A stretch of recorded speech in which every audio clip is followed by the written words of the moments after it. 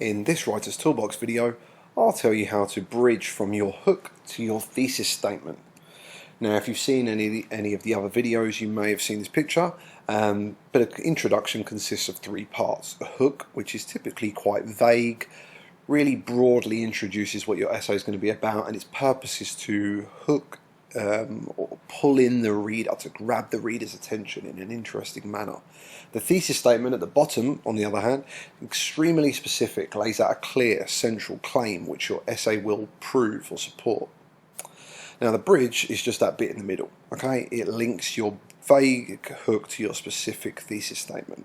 You need to introduce the text and the authors which you're writing about, and it should build up to your thesis statement. Now I want you to imagine the bridge isn't there. The hook with its big wide base of this pyramid, and the thesis statement with its little top, this little point of the pyramid, would look super weird without the bridge. We need the bridge in order to flow better. Now what's a normal bridge do? Well, it connects point A to point B. Nice and simple. So what's it doing in an introduction? Well, it connects a vague hook to a very specific thesis statement. But your bridge must introduce the topic explicitly, provide enough context as well. So this could be introducing the author and the text, but also a very brief summary of what it's all about, what the text is about. No more than a sentence. You are not summarizing the story in the bridge. Now, the novel I'm going to give an example for here is one of my favourites personally, George Orwell's book 1984. The book is written from Winston Smith's perspective. He works for the Ministry of Truth for the INSOC government. His job is to redact and change information in news and articles and entertainment pieces. The novel takes place in a dystopian version of London in the continent of Oceania in 1984. It was written in 1954 for anyone interested. Big Brother controls every aspect of people's lives. The INSOC party controls what people read, speak, say and do. And there's a big threat if they disobey. They will be sent to room 101 for a really big punishment. It's the room with all your worst fears in it. The protagonist, Winston Smith, goes against the party in some way by keeping a diary of his secret thoughts. This is actually a crime. It's called a thought crime. And with his lover, Julia, he begins to sort of fight for freedom and justice in his own way. It's a very subtle way, but it's still a fight in a way, until he's eventually caught, where he gives himself and his lover up to Big Brother. Now, a little bit about George Orwell. Really cool guy, actually. He was a policeman for the British government in Burma, or Myanmar as it's known today. He also fought in the Spanish Civil War against fascism and the Nazis. He was against communism, and he wrote a satirical book about the USSR called Animal Farm. He even went to prison just to see what it was like. He decided to get arrested just to see what prison was like. He had tattoos on his knuckles. He's quite a cool bloke, actually. Now, 1984, very reminiscent of the police state. Basically, the government controlling, looking into your lives, invading your privacy, and scaring you with fear of consequences should you do anything you're not supposed to do, to the point where you're scared to even say something bad or think something bad in 1984, as it takes it to an extreme. Now, here's my thesis statement. In the novel 1984 by George Orwell, Winston cannot be considered a hero because he was not willing to start his own rebellion, he never sacrificed himself for someone else, and in the end he gave himself up to Big Brother. I have the what shown in black, but also the why, the how, the why in this case in purple. My hook, on the other hand.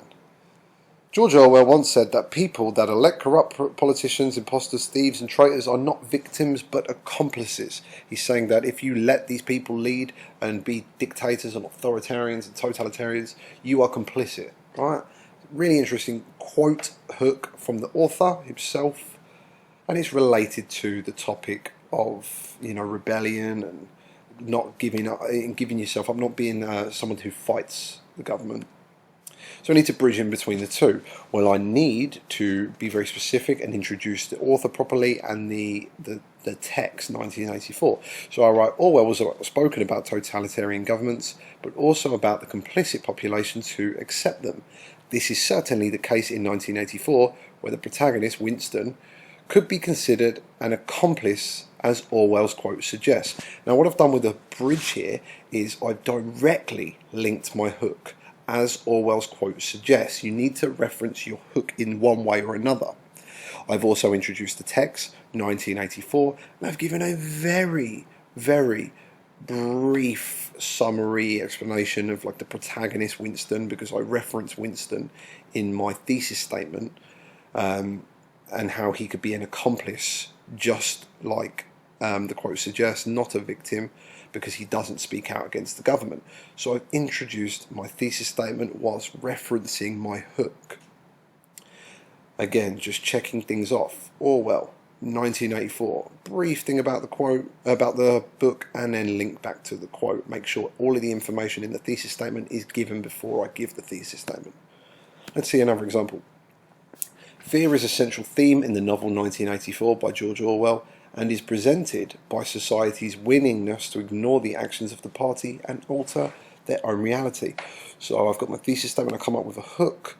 Another quote, it was Thomas Jefferson, one of the founding fathers of America, who said that when people fear the government, there is tyranny. When the government fears the people, there is liberty.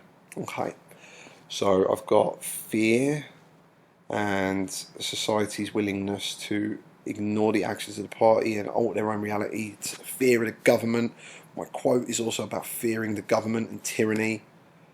The effects of such tyrannical and totalitarian government can be seen in George Orwell's famous dystopian novel 1984. Perfect. I've said tyranny here, I've referenced tyranny in my bridge, talked about governments, and introduced George Orwell's famous dystopian novel 1984. In it, through controlling tactics, the citizens of Oceania, where the insult government leads, fear their oppressors. Fear linked to the thesis statement. Okay? I've briefly described the book, in a sentence described the book. See another example. In the novel 1984, the party maintains control by creating mistrust in one another, changing the language, and capitalising on hateful emotions. Imagine the government who changed the dictionary to remove or alter any negative words which could be used to describe their party. This is an insightful hook, and it makes the reader imagine something. Making them imagine obviously makes them more interested and engaged in the essay. Now I need to bridge between these two things.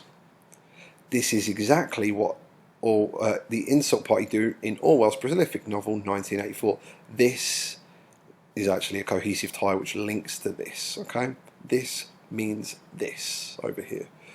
Written in 1984, the novel presents a dystopian society where the party has total control through totalitarian means. Alright, perfect. Talk about the party. The party. I summarised the story in a sentence, just give a very, very basic overview of what the story is about. And I've directly linked to the hook. I also introduced George Orwell and the novel 1984. I ticked all the boxes. Last one then. George Orwell comments on the dangers of governments controlling communication and invading privacy from authority in his dystopian novel 1984.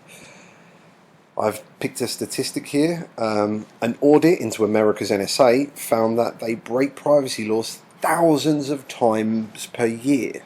Okay, privacy, it's going to be easy to bridge these two things. This kind of invasive behaviour from governments makes George Orwell's dystopian novel 1984 more relevant. In the novel, the insult party have full control of society through varying methods not limited to spying and altering records. I have linked to my hook. I've introduced George Orwell in 1984, and I have given a very, very brief overview of what the story is about. I have ticked all of the boxes. So, have you referenced your hook? Do you discuss the same topics introducing the hook, or even use some of the same words? Have you introduced the author and the text? Do you subtly introduce the thesis statement's claim by mentioning what is related to? And do you give a very basic one-sentence max overview of what the book is about? That's a bridge, guys. Thank you for watching.